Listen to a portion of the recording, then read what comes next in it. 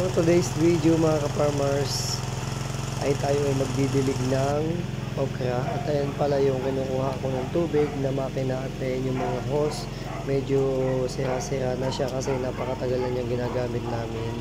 Ayan, ilang taon na din siya at ayan yung itim na hose, ayan yung medyo butas-butas yan, pinagdudugsong lang namin at nilalagyan ng interior na itim. Ayan mga ka-farmers. Ayan yung okra ko na tinanim.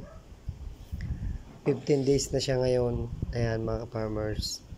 Medyo lumalaki na siya. Kailangan ng abono. At ayan yung tubig kong hose. At ginagamit ko yan dito sa patubig. And okay naman yung mga source ng tubig niya. Malakas.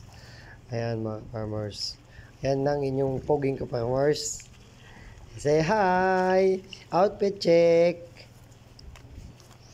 Geng geng. Ayan, talagang sikap tuloy, sikap ang ka-farmers at talagang sipag na sipag si ka-farmers at laging ganado sa araw-araw. At talagang syempre, dahil tayo ay may baby Bilal, napakalaking iba na simula nung binata at ngayon napakalaking iba sa buhay.